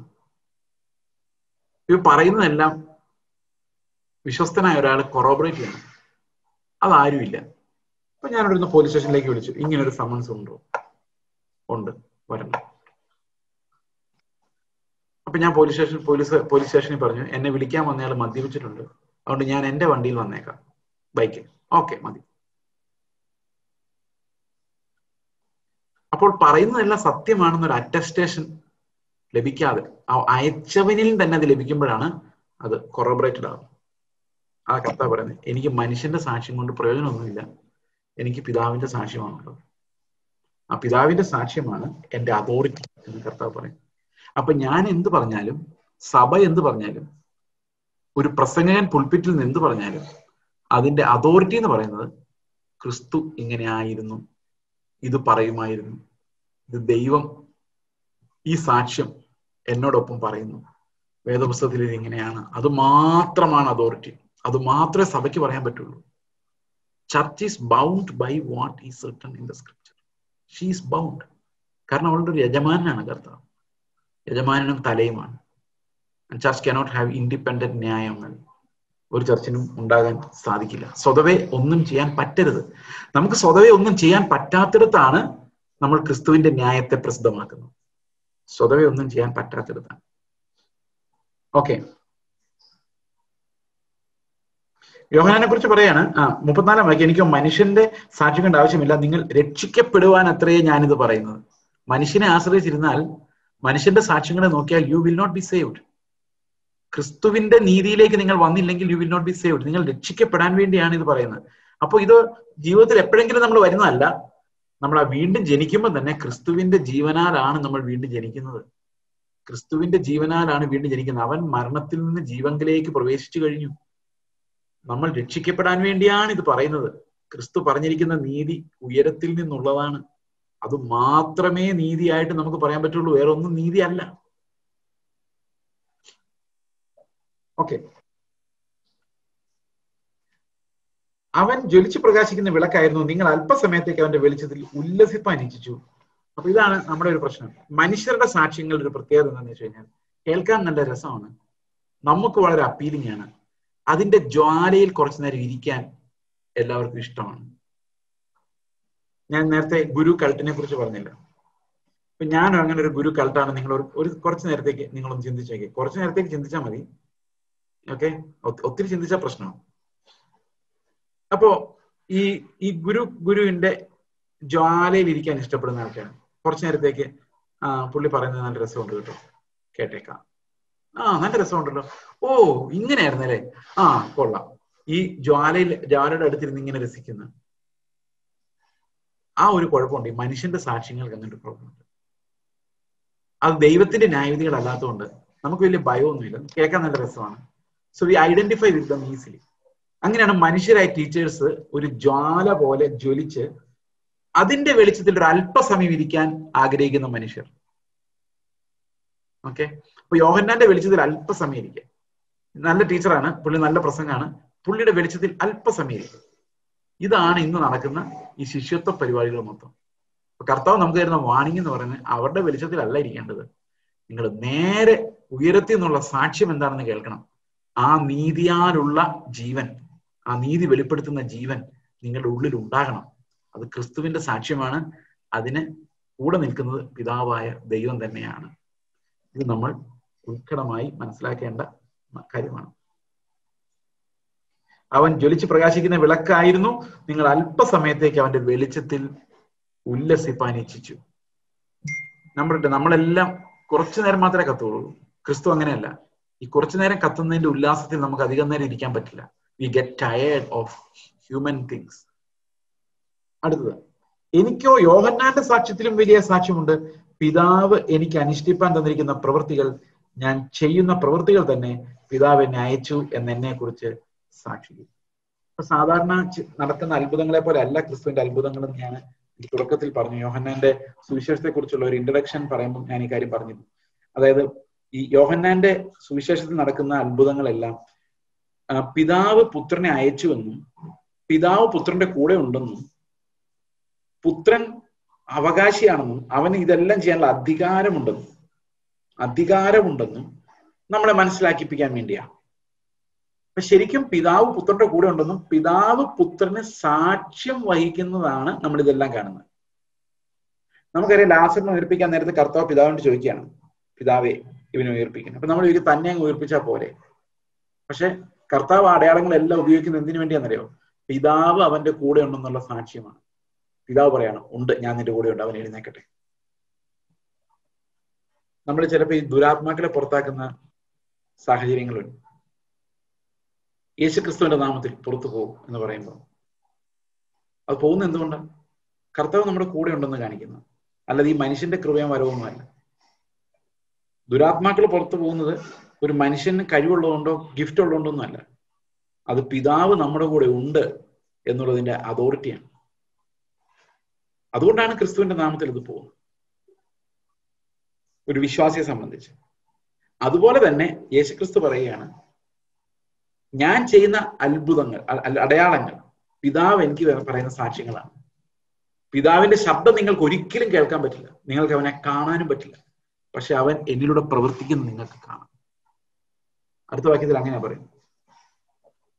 നോക്കിയേ, എന്തിനാണ് കർത്താവ് അടയാളങ്ങൾ ചെയ്തത്? അപ്പോ എന്തുകൊണ്ടാണ് നമ്മൾ ചോദിക്കുന്നിടത്തല്ല അടയാളങ്ങൾ നടക്കാത്തത് എന്നുള്ളതിന്റെ ഉത്തരവ് ഇവിടെയുണ്ട്. കാരണം നമ്മൾ വിശ്വാസികളാണ്, നമ്മൾ മക്കളാണ്, നമ്മൾ എപ്പോഴെപ്പോഴും അടയാളങ്ങൾ കാണേണ്ട കാര്യമില്ല. കാരണം പിതാവ് പുത്രനെ അയച്ചു, നമുക്ക് വിശ്വാസമായല്ലോ. നമുക്ക് വിശ്വാസമായി ആയിട്ടില്ലേ? വീണ്ടും ജനിച്ചവരെ സംബന്ധിച്ച് വിശ്വാസമായല്ലോ. ഇനി എന്തിനാണ് എപ്പോഴെപ്പോഴും നമുക്ക് അത്ഭുതങ്ങളും അടയാളങ്ങളും? അപ്പോൾ അത്ഭുതങ്ങളും അടയാളങ്ങളും അന്വേഷിക്കുന്നവർ വ്യഭിചാരവും കോട്ടവും ഉള്ള തലമുറയെന്ന് പറയാനുള്ള കാരണം ഇതെല്ലാം അടയാളങ്ങളാണ്. ഈ അടയാളങ്ങളെല്ലാം പിതാവിന്റെ സാക്ഷ്യം നമ്മൾ വിശ്വസിക്കാൻ വേണ്ടിയാണ്. God is with Christ. ഇപ്പൊ നമ്മുടെ ജീവിതത്തിലും പലപ്പോഴും അങ്ങനെ അടയാളങ്ങളിലൂടെ ദൈവം നടത്തിയിട്ടുണ്ടാവാം. That's to give you an assurance. അല്ലാതെ ഈ ലോകത്ത് നമ്മുടെ ജീവിതം കുറച്ച് ഇമ്പ്രൂവ് ചെയ്തുകൊണ്ടൊന്നും നിത്യതയിൽ യാതൊരുവിധ കാര്യങ്ങളും ഇല്ല, പ്രയോജനവും ഇല്ല. ഓക്കെ, കേട്ടോ? പിതാവ് എന്നെ അയച്ചു എന്ന് എന്നെ കുറിച്ച് സാക്ഷീകരിക്കുന്നു. ഞാൻ ചെയ്യുന്ന പ്രവൃത്തികളാണ് ആ സാക്ഷ്യം. ആ പ്രവൃത്തികളാണ് ആ സാക്ഷ്യം എന്ന് കർത്താവ് പറയുന്നു. എന്നെ അയച്ച പിതാവ് താനും എന്നെക്കുറിച്ച് സാക്ഷ്യം പറഞ്ഞിരിക്കുന്നു. നിങ്ങൾ അവന്റെ ശബ്ദം ഒരു നാളും കേട്ടിട്ടില്ല, അവന്റെ രൂപം കണ്ടിട്ടില്ല. ഇത് ശിഷ്യന്മാരെ കുറിച്ചല്ല കേട്ടോ പറയുന്നത്. ശിഷ്യന്മാരെ ഇവരുടെ ഈ പിതാവിന്റെ ശബ്ദം കേട്ടിട്ടുണ്ട്, കണ്ടിട്ടില്ലെങ്കിൽ കേട്ടിട്ടുണ്ട്. ഇത് പറയുന്ന അവിശ്വാസികളോടാണ്. നിങ്ങൾ അവന്റെ ശബ്ദം ഒരു നാളും കേട്ടിട്ടില്ല, അവന്റെ രൂപം കണ്ടിട്ടില്ല. അവന്റെ വചനം നിങ്ങളുടെ ഉള്ളിൽ വസിക്കുന്നതുമില്ല, കാരണം അവൻ അയച്ചവനെ നിങ്ങൾ വിശ്വസിക്കുന്നില്ലല്ലോ. അപ്പൊ ഇന്ന് ഇസ്രായേൽ മക്കളും ദൈവത്തിന്റെ വേറൊരു പ്ലാനാണെന്ന് വിശ്വസിക്കുന്ന ആൾക്കാരുണ്ട്. ഇസ്രായേൽ മക്കൾ ദൈവത്തിന്റെ വേറൊരു പ്ലാൻ, നമ്മൾ ക്രിസ്തുവിലൂടെയുള്ള വേറൊരു പ്ലാൻ എന്ന് വിശ്വസിക്കുന്ന ആൾക്കാർ ഉണ്ട് എന്ന് പറയുകയിൽ നിങ്ങൾ ആശ്ചര്യപ്പെടരുത്, അവരാണ് കൂടുതൽ. പക്ഷെ ഇവിടെ വളരെ വ്യക്തമായിട്ട് കർത്താവ് പറയുന്ന ഒരു കാര്യമുണ്ട്. എന്താണെന്നറിയാമോ? അവൻ അയച്ചവനെ നിങ്ങൾ വിശ്വസിക്കുന്നില്ലെങ്കിൽ, നിങ്ങൾ പിതാവിന്റെ ശബ്ദം കേട്ടിട്ടുമില്ല, അവനെ കണ്ടിട്ടുമില്ല, അവന്റെ വചനം നിങ്ങളുടെ ഉള്ളിൽ വസിക്കുന്നുമില്ല. You don't belong to the father.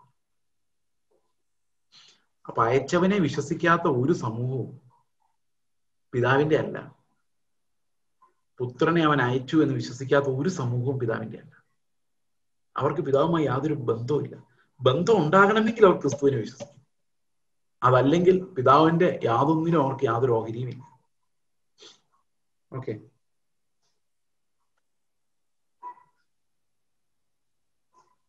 നിങ്ങൾ തിരുവെഴുത്തുകളെ ശോധന ചെയ്യുന്നു, അവയിൽ നിങ്ങൾക്ക് നിത്യജീവൻ ഉണ്ടെന്ന് നിങ്ങൾ നിരൂപിക്കുന്നുവല്ലോ. അവ എനിക്ക് സാക്ഷ്യം പറയുന്നു, എങ്കിലും ജീവൻ പ്രാപിക്കേണ്ടതിന് എന്റെ അടുക്കൽ വരുവാൻ നിങ്ങൾക്ക് മനസ്സില്ല. ഈ ഒരു വാക്യവും നമ്മളെ പഠിപ്പിക്കുന്ന ഒരു പ്രധാനപ്പെട്ട കാര്യം, ബൈബിളിൽ എത്ര പാണ്ഡിത്യം ഉണ്ടായാലും നിങ്ങൾ രാവിലെയും വൈകിട്ടും കുത്തിയിരുന്ന് ബൈബിൾ ഒരു മണിക്കൂർ വെച്ച് വായിച്ചാലും ക്രിസ്തുവിന്റെ അടുത്തേക്ക് ഓടിച്ചെല്ലാനുള്ള പരിജ്ഞാനം ഉണ്ടാവണം നിർബന്ധമില്ല.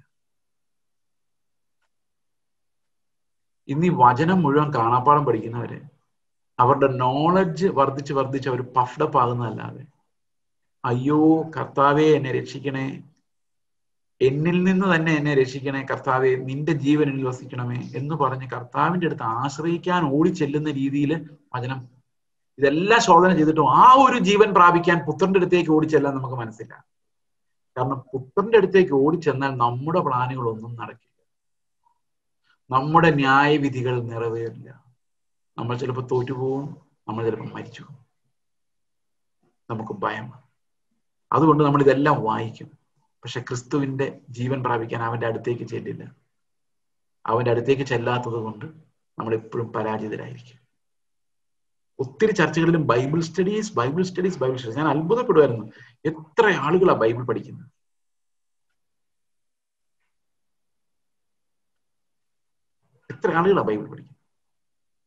പക്ഷെ ജീവനായിട്ട് മാറുന്ന എത്ര പേർക്കുണ്ടാവും?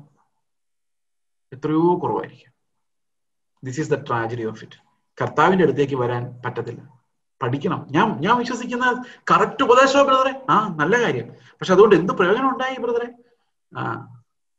ഉണ്ടാവുമായിരിക്കും, അങ്ങനെയല്ല. Okay, that should become our life. നമുക്ക് ജീവനായിട്ടത് മാറണം. ഓക്കെ, ഞാൻ മനുഷ്യരോട് ബഹുമാനം വാങ്ങുന്നില്ല, എന്നാലും നിങ്ങളുടെ ഉള്ളിൽ ദൈവസ്നേഹം ഇല്ല എന്ന് ഞാൻ അറിഞ്ഞിരിക്കുന്നു. അതാണ് പ്രശ്നം. ദൈവത്തിൽ നിന്നൊന്നും ലഭിക്കുന്നില്ല. ദൈവത്തിന്റെ കണ്ണ്, ദൈവത്തിന്റെ മുഖത്തെ കർത്താവിലേക്ക് നമ്മൾ നോക്കുന്നില്ല, അവന്റെ ശബ്ദം കേട്ടിട്ടില്ല, അവന്റെ വിളി അറിഞ്ഞിട്ടില്ല, കുഴിയിൽ നിന്ന് നമ്മളെ രക്ഷിക്കാൻ വേണ്ടി അവൻ നീട്ടിയ കൈ കണ്ടിട്ടില്ല, നമ്മളോട് അവൻ ക്ഷമിച്ചിരിക്കുന്ന അസംഖ്യം പാപങ്ങളെ നമ്മൾ കണക്കിട്ടിട്ടില്ല. നമ്മൾ മറ്റുള്ളവരുടെ പാപങ്ങളെ കണക്കിടുന്നു, വിധിക്കുന്നു. ബൈബിൾ ശരിക്ക് പഠിക്കുന്നു, വീണ്ടും വീണ്ടും പഠിക്കുന്നു. എന്നെ പോലുള്ളവർ പിന്നെയും പ്രസംഗിച്ചുകൊണ്ട് നടക്കുന്നു. പക്ഷെ എന്നെ പോലുള്ള അനേകരും കർത്താവിന്റെ അടുത്തേക്ക് എന്നിട്ട്, കർത്താവെ എന്റെ ന്യായങ്ങളെല്ലാം മറിഞ്ഞു പോയിട്ട് ഉയരത്തിൽ നിന്നുള്ള നിന്റെ സാക്ഷ്യം മാത്രം എപ്പോഴും കേൾക്കുവാൻ, കർത്താവെ ഞാൻ എന്താ ചെയ്യുന്നതിന് നിന്റെ സാക്ഷ്യത്തിന് മുമ്പിൽ, നിന്റെ നിയമങ്ങൾ, നീതി. ഈ സാക്ഷ്യം എന്ന് പറയുമ്പോൾ നമുക്ക് സബ്ജക്റ്റീവായിട്ട്, നമുക്കെല്ലാം ഒരു ബ്രെയിൻ ഉള്ളത് കൊണ്ടും മനസ്സുള്ളത് കൊണ്ടും മനസാക്ഷി ഉള്ളത് കൊണ്ടും ദൈവം എന്നോട് സംസാരിച്ച് ബ്രദറെ എന്നൊക്കെ തോന്നുന്നൊന്നും ദൈവമായിരിക്കണം എന്നില്ല. ദൈവം ആകണമെങ്കിൽ അവന്റെ വചനം അതുമായിട്ട് എഗ്രീഡ് ആകണം. വചനം എഗ്രീഡ് ആകുമ്പോൾ മാത്രമാണ് ദൈവം സംസാരിക്കുന്നുള്ള സാക്ഷ്യമായിട്ട് നമുക്ക് ലഭിക്കുക. പിന്നെ എവറിത്തിങ് ദാറ്റ് വി ഡു, ക്രിസ്തുവിന്റെ ജീവൻ നമ്മൾ വസിച്ചാൽ അവനിൽ നമ്മൾ വിശ്വസിച്ചാൽ, അവന്റെ നീതി നമ്മൾ വിശ്വസിച്ചാൽ, അവന്റെ കയ്യിലെ ന്യായം ഉള്ളൂ എന്ന് നമുക്ക് മനസ്സിലായാൽ ഒരു കാര്യം ഉറപ്പാണ്, വൺ തിങ് ഈസ് സർട്ടൻ, നമുക്ക് മരണത്തിൽ നിന്ന് ജീവനിലേക്ക് കടന്നു കഴിഞ്ഞു. If you believe in his name and receive him, we have already received life. Receiving Christ is receiving life. ക്രിസ്തുവിനെ സ്വീകരിക്കുന്നത് ജീവനെ സ്വീകരിക്കുന്നത് തന്നെയാണ്. നമുക്ക് പ്രാർത്ഥിക്കാം.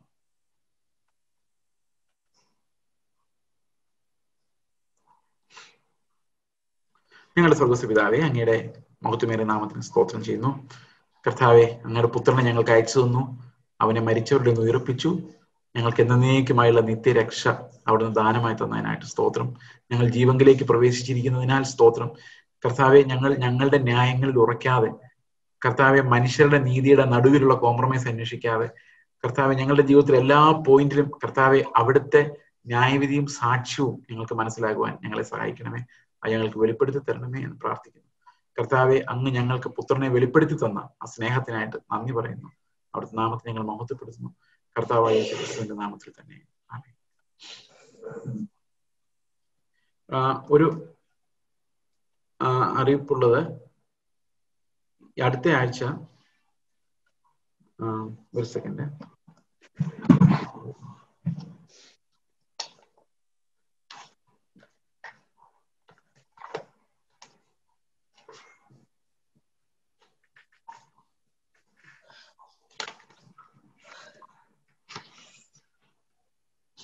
ഓക്കെ, അടുത്ത ആഴ്ച തിങ്കൾ, ബുധൻ, വെള്ളി 3 ദിവസവും നമ്മുടെ as per schedule Bible study ഉണ്ടായിരിക്കും. അതിനടുത്ത ആഴ്ച തൊട്ട് ടൈം ചേഞ്ച് ഞാൻ പ്രപ്പോസ് ചെയ്യുന്നു. നിങ്ങൾക്ക് ടൈം ചേഞ്ച് കംഫർട്ടബിൾ ആണെങ്കിൽ നമ്മൾ കുറച്ചുകൂടെ മുമ്പോട്ട് ഏതാനും ദിവസങ്ങൾ മുൻപോട്ട് വയ്ക്കാം. അതായത് 6:40 പകരം സംതിങ് ലൈക്ക് 7:40. അപ്പോൾ കുറച്ചുകൂടെ എനിക്കൊന്ന് 8 o'clock അങ്ങനെ വല്ലതും ആണെങ്കിൽ ഗൾഫിൽ നിന്നുള്ളവർക്കും കൂടെ കുറച്ചുകൂടെ പാർട്ടിസിപ്പേറ്റ് ചെയ്യാൻ കുറച്ചുകൂടെ എളുപ്പമായിരിക്കും. എനിക്കറിയില്ല ഹൗ അബൌട്ട് ദാറ്റ്. കാരണം 21 onwards എനിക്ക് ഈവനിങ് 6:30 മുതലാണ് മീറ്റിംഗ്സ് ഉള്ളത്. അപ്പം anyway that 1 week we will have the meeting at 8 o'clock, 8 to 9. Okay, നമുക്ക് 2-3 ചോദ്യങ്ങളുണ്ട്.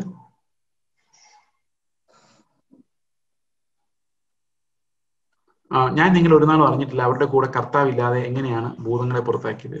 ഭൂതങ്ങളെ പുറത്താക്കുന്നത് ഞാൻ നിങ്ങളോട് പറഞ്ഞു, കർത്താവ് കൂടെ ഉണ്ടെന്നുള്ള ഒരു അതോറിറ്റി ആണെന്ന് പറഞ്ഞിട്ട് ഉറപ്പിച്ച് പിന്നെ ഒരു കാര്യം പറഞ്ഞു, വിശ്വസിക്കുന്നവർക്ക് മാത്രമാണ്, അതായത് നിത്യജീവനുള്ളവർക്ക് മാത്രമാണ്, അവർക്കുള്ളൊരു പേഴ്സണൽ അഷുറൻസ് ആണ്.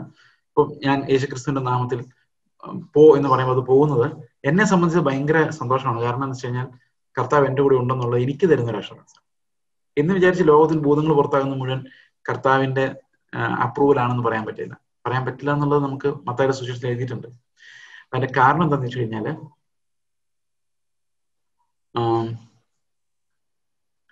കാരണം ഈ യേശുവിന്റെ നാമം മാത്രം മതി ഭൂതത്തിന് പോകാൻ. നമ്മൾ പലപ്പോഴും ചിന്തിക്കുന്ന ഈ ഭൂതങ്ങൾക്ക് നമ്മുടെ ഹൃദയത്തിലിരിക്കുന്ന കാര്യങ്ങൾ അറിയത്തില്ല. ക്രിസ്തുവിന്റെ നാമം ആണ് ചില സമയങ്ങളിൽ ഭൂതങ്ങൾ ഓടിക്കുന്നത്. പക്ഷെ നമുക്ക് എന്തുമാത്രം വിശ്വാസം ഉണ്ടെന്നുള്ള കാര്യം അതിന് മനസ്സിലാവും. കാരണം അത് നമുക്ക് ഈ പട്ടികൾ കുറയ്ക്കുന്ന ശ്രദ്ധിച്ചിട്ടുണ്ടോ? പട്ടികൾ എന്നെ കണ്ട എല്ലാ പട്ടിയും കുറയ്ക്കുമായിരുന്നു. ഒരു പട്ടിക്കും എന്നെ ഇഷ്ടമില്ല, എനിക്കും ഇഷ്ടമില്ല, പട്ടികളെ എനിക്കിഷ്ടമില്ല. പക്ഷെ എന്റെ ഭാര്യ എവിടെ ചെന്ന് പട്ടി ടപ്പ് ടപ്പ് എന്ന് വിളിച്ച ഉടനെ പട്ടികൾ ഓടി വരുന്നതാണ്. എത്ര വൊറേഷ്യസ് ഡോഗാണ്, ഫെറോഷ്യസ് ഡോഗ് ആണെങ്കിലും ഒരു പരിധി വരെ പുള്ളിക്കാർ പറഞ്ഞ കേൾക്കും. ഞാൻ ആലോചിക്കുന്നത് പിന്നെ മനസ്സിലായി, നമുക്ക് ഭയം ഉണ്ടാകുമ്പം, അവിശ്വാസം നമ്മുടെ ഉള്ളിൽ ഭയം ഉണ്ടായി കഴിയുമ്പം ഈ പട്ടിക്ക് അതെങ്ങനെയോ അറിയാം, ഇവനെ വരട്ടിയാ വിരളും എന്നറിയാം. അപ്പൊ പട്ടിക്ക് ഉണ്ടാകുന്ന ഒരു കമ്മ്യൂണിക്കേഷൻ ആണ് ഇതെന്ന് ഞാൻ പറഞ്ഞു കേട്ടിട്ടുണ്ട്. അതൊരു ഫെയ്ത്ത് നമുക്ക് കുറയുമ്പം ഇത് ഈ ദുരാത്മാവിന് പിടികിട്ടും. അതല്ലാതെ ഇവൻ ഒറിജിനലാണോ ഒന്നും അറിയാനൊന്നും അതിനുള്ള വഴിയൊന്നുമില്ല. അപ്പൊ യേശുവിന്റെ നാമം എന്ന് പറയുന്നത് പലപ്പോഴും ഈ പിശാചുക്കൾ ഓടിക്കുന്നുണ്ട്. ജസ്റ്റ് ബൈ ദ നെയിം, ആ നാമത്തിൽ വിറയ്ക്കുന്ന ചില സാധനങ്ങൾ അതെങ്ങനെയാ പോകും എന്ന് വിചാരിച്ച് മനുഷ്യൻ രക്ഷപ്പെട്ടതാണെന്നൊന്നും ഉറപ്പൊന്നുമില്ല. ഓക്കെ, അതാണ് അതിനുള്ളൊരു മറുപടി. പിന്നെ worshipping in truth and spirit എന്നുള്ളത് എന്താണെന്നൊരു എക്സ്പ്ലെയിൻ ചെയ്യാൻ പറഞ്ഞിട്ടുണ്ട്. Worshipping in truth and spirit എന്നുള്ളത് ഞാൻ അടുത്തൊരു സെഷനിൽ ഇഫ് പോസിബിൾ അനദർ സെഷൻ ഞാൻ എക്സ്പ്ലെയിൻ ചെയ്യാം. കാരണം അത് ഒരു 5 മിനിറ്റ് കൊണ്ടോ 10 മിനിറ്റ് കൊണ്ടോ അത് ഇനി പറയാൻ എളുപ്പമായിരിക്കില്ല. So I shall explain in the next class. Okay, കാരണം ഞാൻ അത് ശ്രദ്ധിച്ചില്ല, അവസാനമാണ് ശ്രദ്ധിച്ചത്. In the next class I will try to explain that question. ഒരുപക്ഷെ ഞാനത് 4-ാം അധ്യായം ക്ലാരിറ്റി ആണെങ്കിൽ ഞാൻ ഒന്നുകൂടെ എക്സ്പ്ലെയിൻ ചെയ്യാം. ഇനി അത് ക്ലാരിറ്റി അത് കേൾക്കാത്തതുകൊണ്ടാണെങ്കിൽ that can be posted once again. ശമരിയാക്കാര്യസ്ഥരോട് സംസാരിക്കുന്ന ഭാഗത്ത് ആത്മാവും സത്യം എന്ന് പറയുന്നതിനെ കുറിച്ച് കുറച്ചൊരു എക്സ്പ്ലനേഷൻ ഞാൻ കൊടുത്തിരുന്നു. Okay, anyway next time we will see the reply of that question, because it's a subjective narrative explanation which requires some time. Okay, 25-ാം വാക്യം ഞാൻ ഒന്നുകൂടെ എക്സ്പ്ലെയിൻ ചെയ്തായിരുന്നു അപ്പോൾ തന്നെ. I hope that will be fine. God bless you all. നമുക്ക് തിങ്കളാഴ്ച വീണ്ടും കാണാം. ഞായറാഴ്ച worship 10 o'clock. We'll meet on Sunday. God bless you all.